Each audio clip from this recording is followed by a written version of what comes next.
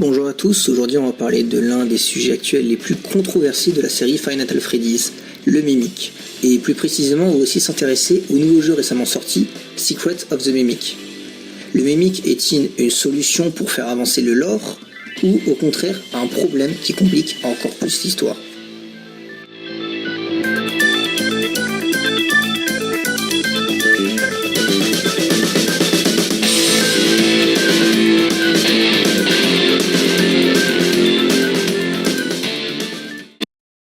Le Mimic permet d'aller de l'avant. Pendant longtemps, le lore de FNAF tournait en rond. Après la sortie de Security Breach, on ne savait plus vraiment où allait l'histoire. C'était flou, confus et surtout très divisé dans la communauté. Mais, avec l'introduction du Mimic dans le DLC Ruin, Steelwood Studios, ceux qui ont repris la franchise FNAF, semblent vouloir poser les bases d'un nouvel arc narratif. Le Mimic devient un nouvel antagoniste, capable de prendre le relais après William Afton. Bref, c'est un moyen de relancer la saga et d'aller de l'avant avec un méchant inédit, ou presque. Le Mimic corrige certaines incohérences. On a longtemps cru que Glitchtrap, dans Help-Wanted, était William Afton sous forme de virus numérique, ce qui aurait pu marquer le retour du grand méchant de la série. Cette théorie a été renforcée par l'apparition de Burntrap dans une des fins de Security Breach, qui semblait être une version plus récente de Springtrap. Mais voilà, Ruin nous révèle que tout ça, en réalité, c'était le Mimic. Burntrap, Glitchtrap, ce n'était pas Afton, mais cette nouvelle entité qui imite le comportement du tueur. Et c'est là que les choses deviennent intéressantes. Cette fin elle est aujourd'hui considérée comme canon, ce qui signifie qu'elle fait officiellement partie de l'histoire principale. A la base, Burntrap n'aurait jamais dû exister, c'était une erreur de communication entre Scott Cawthon et Steelwood Studios. Le Mimic était censé être introduit dès le départ dans cette station souterraine. Finalement, cette erreur a été récupérée pour donner du sens à l'histoire. Et le Mimic sert à réparer des incohérences créées en cours de route. Une tentative de renouveau, mais pas totalement originale. Steelwood voulait marquer son empreinte sur la série, ce qui est logique, ils ne voulaient pas se contenter de faire revivre éternellement William Afton. Alors ils ont tenté de créer leur propre antagoniste, avec leur propre style, leur propre histoire. Mais le problème, c'est que le Mimic, ce n'est pas une création originale de Steelwood. Il vient directement des livres Tales from the Pizzaplex. Donc, au lieu de créer un nouveau méchant, ils ont repris un personnage déjà existant, ce qui donne un sentiment un peu de recyclage. Le Mimic tout droit sorti des livres. C'est là que se pose le vrai problème. Depuis longtemps, les livres de FNAF divisent la communauté. On ne sait jamais s'ils sont canon, non canon ou semi-canon. Ce flou rend l'interprétation de l'histoire encore plus complexe. En introduisant un personnage issu des romans dans les jeux, Steelwood brouille encore plus la frontière entre les deux univers. Si le Mimic est canon, alors faut-il considérer tout ce qu'il y a dans les livres comme canon aussi? Le problème, c'est que les livres regorgent d'incohérences ou d'éléments difficilement adaptables au jeu. Ça rend la tâche encore plus compliquée pour les fans qui essaient de comprendre l'histoire. Le plagiat. Depuis près de 10 ans, on considère que les créateurs de Fazbear Entertainment sont Henry Emily et William Afton. Henry s'occupait principalement de la conception des robots, tandis que William gérait le marketing, la stratégie et la publicité. Je mets de côté les animatroniques de Sitter Location créés par William, car c'est un cas un peu particulier. Mais dans Secret of the Mimic, on apprend que Edwin Murray, le créateur du Mimic, serait en réalité l'inventeur original de tous les animatroniques. Dans son atelier, on retrouve des modèles de Chica, Foxy, Roxy, Moon et bien d'autres. Cela voudrait dire que Henry et William ont en réalité tout plagié à Edwin. C'est comme si Steelwood venait de donner un grand coup dans la fourmilière.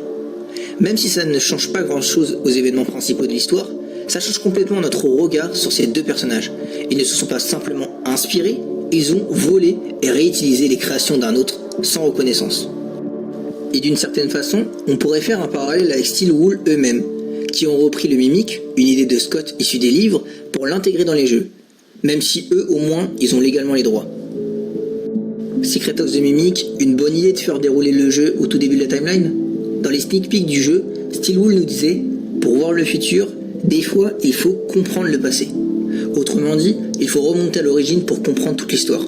C'est une idée assez intéressante sur le papier, mais ajouter un nouveau personnage aussi central au tout début de la timeline, dans une histoire déjà ultra dense, c'est très compliqué. Cela rend le lore encore plus compliqué à suivre, et au lieu de corriger les incohérences, on a l'impression que ça détruit l'ancien lore pour construire un nouveau lore par-dessus.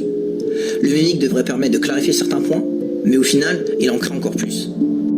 Une incohérence entre passé et futur. Il y a 3 grosses incohérences que j'ai révélées avec le Mimic. La présence du Mimic à travers le temps, Secret of the Mimic se déroule en 1979.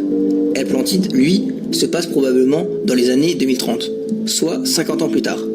Mais entre-temps, on a toute la saga principale, les événements de FNAF 1 à FNAF 6. Et pendant ces 50 ans, le Mimic n'apparaît jamais. Il n'est mentionné nulle part, jamais vu, aucune trace. Où était-il passé? C'est un trou énorme dans la continuité. L'état du Mimic entre Secrets of the Mimic et Ruin.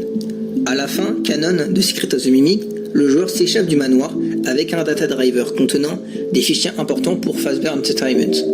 Mais juste avant de partir, il est attaqué par le Mimic qui provoque un accident.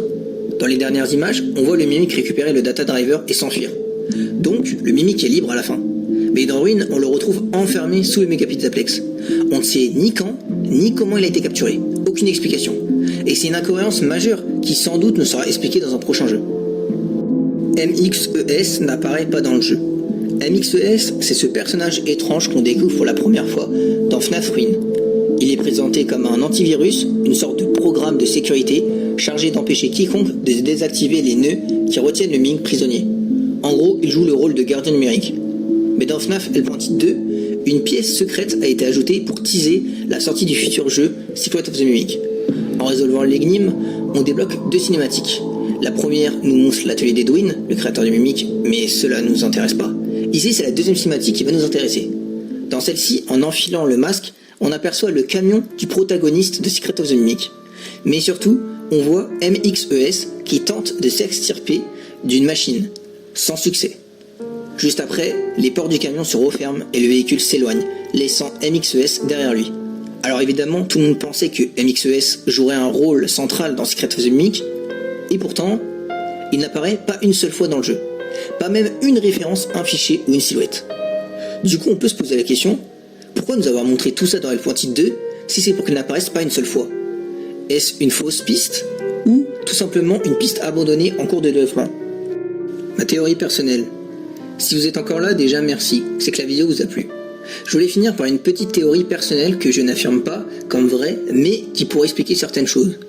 On sait que sous le Mega Pizzaplex se trouve le restaurant de FNAF 6, ce qui confirme que les événements de FNAF 6 ont bien eu lieu dans cette timeline. Dans FNAF 6, on capture plusieurs animatroniques. Scrap Trap, Circus Baby, Lefty, le Blob, etc. Et si le Mimic s'était glissé parmi eux? Après tout, il est capable d'imiter le comportement des autres et peut s'adapter à n'importe quel costume. Il aurait pu se faire passer pour un autre robot, être capturé sans être reconnu et se retrouver piégé dans la station. Cela expliquerait comment il s'est retrouvé enfermé sous le Pizzaplex.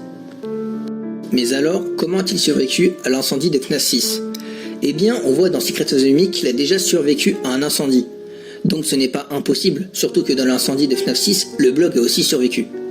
Encore une fois, c'est juste une petite théorie personnelle, ne le prenez pas trop au sérieux. Il y a de grandes chances qu'elle ne tienne pas, mais je trouvais ça intéressant de la partager avec vous. Merci d'avoir regardé cette vidéo jusqu'au bout, j'espère que vous l'avez trouvée intéressante et bien argumentée. N'hésitez pas à me dire ce que vous pensez du Mimic, est-ce que c'est un bon ajout au lore ou un élément trop. Restez branchés car j'ai d'autres idées de vidéos sur FNAF et parce que l'histoire de FNAF, elle est loin d'être terminée.